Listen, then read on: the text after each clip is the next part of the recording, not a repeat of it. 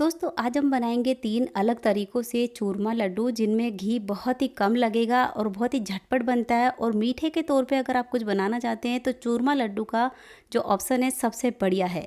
एक कटोरी के नाप से मैंने 1 कटोरी गेहूं का आटा, 1 कटोरी सूजी ले ली है और आधी कटोरी मैंने दूध ले लिया है।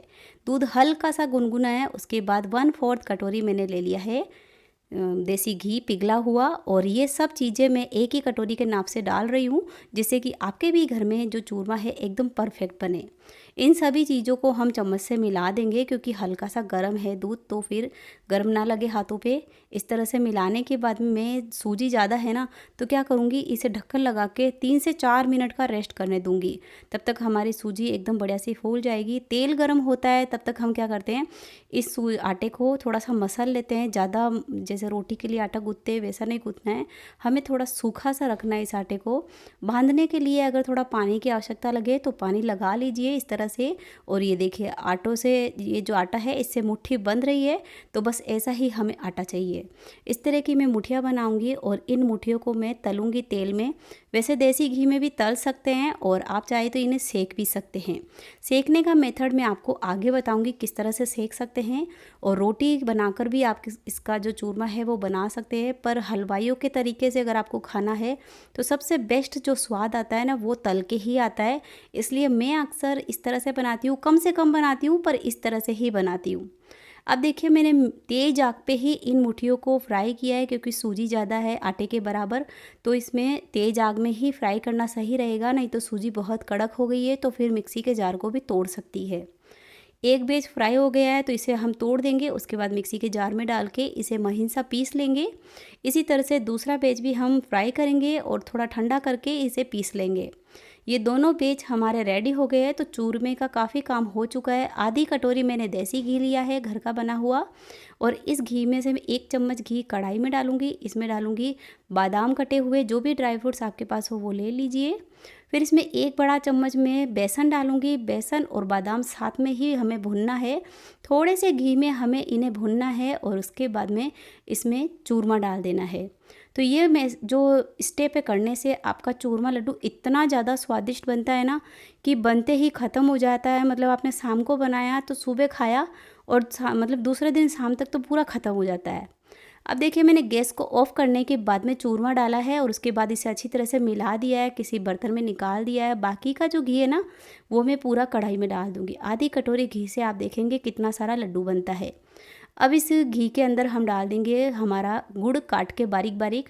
1 कटोरी भर के लेंगे, जितना मीठा आप पसंद करते हैं उतना आप ले लीजिए। पर वो जो एक परफेक्ट मीठा होता है ना, उस हिसाब से मैंने 1 कटोरी लिया है। इसमें हमें 2 से 3 चम्मच भर के पानी डालना है। जिससे हम दाल चावल खाते हैं वही चम्मच से हमें पानी डालना है।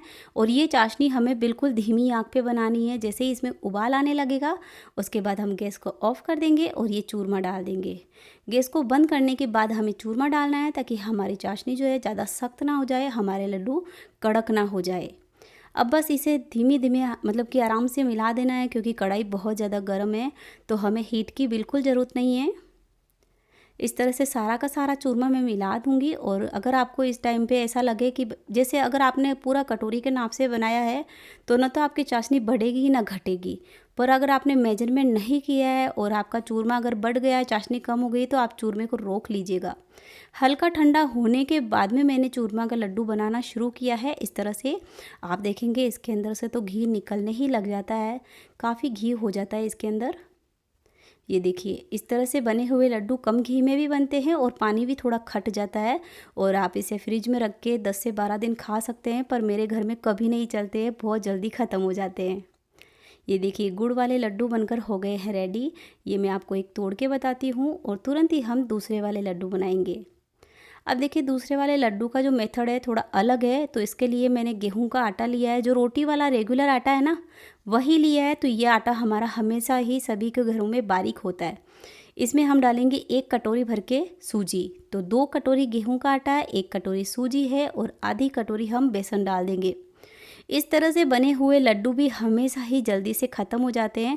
साथ ही मतलब कि बहुत ज़्यादा इजी होते हैं और बहुत ज़्यादा टेस्टी भी होते हैं, और कम घी में हैं तो हेल्दी भी होंगे। इसे हम छलनी से छान लेंगे और उसके बाद एक बार के लिए मिला देंगे क्योंकि आटा नीचे बैठ गया है और बेसन ऊपर है। उसके बाद हमें क्या करना है, इसमें मोयन के लिए पिघला हुआ देसी घी डालना है आधी कटोरी भर के।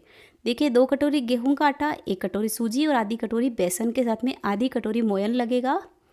और अब हमें क्या करना है, इस तरह से मुट्ठी बांध के देखना है एकदम बढ़िया सा हमारा आटे में जो है मोयन लग चुका है। तो अब हम इसमें पानी डालेंगे। पानी भी हम कटोरी से नाप के डालेंगे।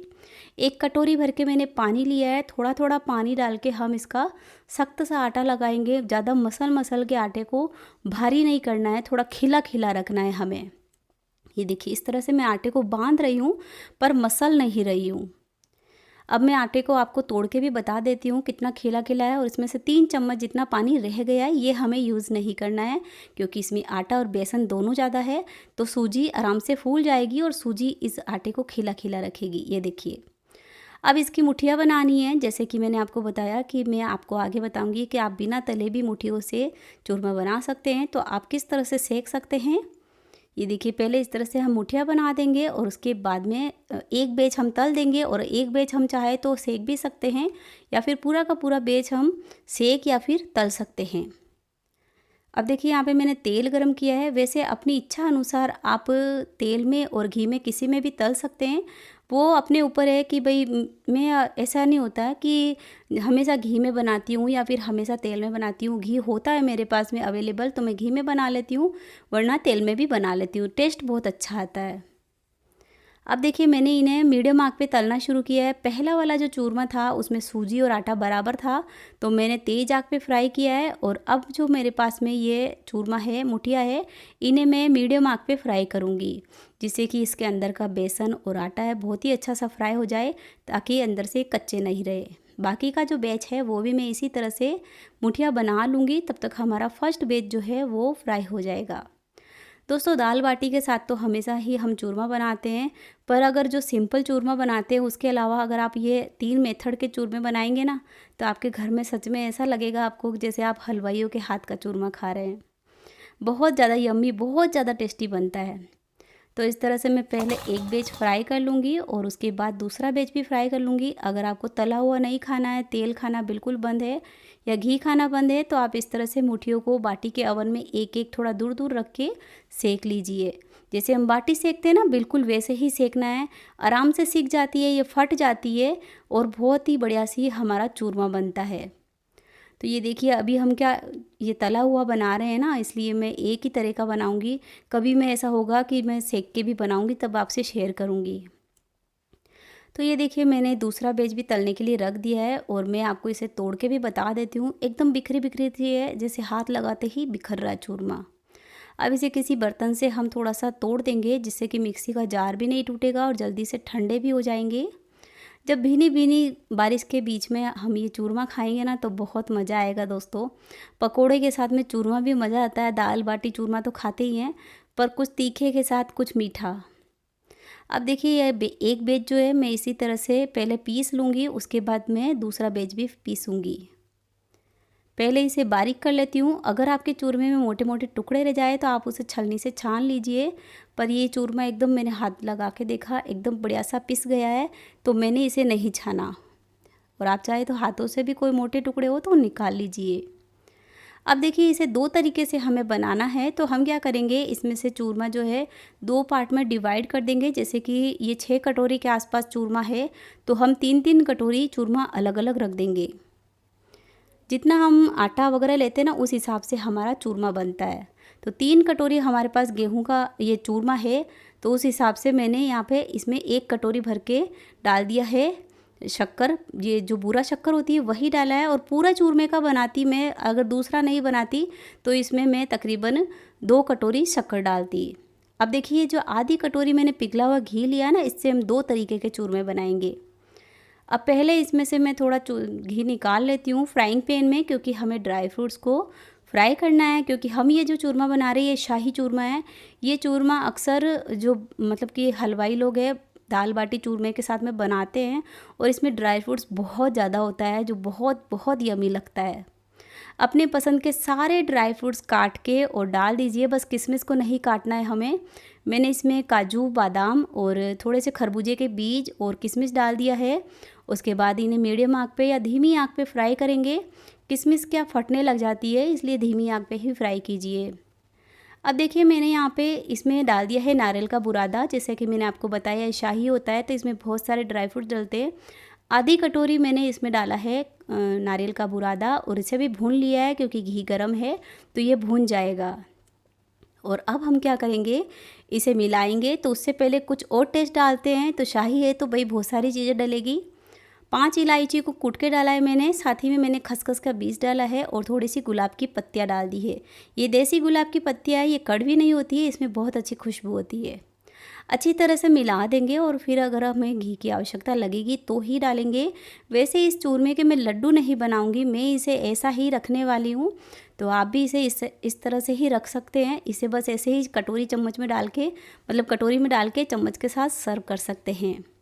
और अगर फिर भी आपको लड्डू बनाना है तो थोड़ा सा हल्का सा, मतलब गुनगुना दूध चम्मच से, जो दाल चावल खाते हैं ना उस चम्मच से थोड़ा थोड़ा डाल के इसे हल्का सा नमी दे दीजिए और उसके बाद इसके लड्डू बना दीजिए। बहुत ही आराम से बन जाते हैं। ये देखिए हमारा चूरमा जो है शाही वाला वो बनकर हो गया रेडी। इसका टेस्ट बहुत बहुत बहुत ज़्यादा अच्छा आता है दोस्तों, प्लीज़ आप ट्राई कीजिए। और अगर आप यहाँ तक पहुँचे हैं तो आपका बहुत बहुत धन्यवाद दोस्तों।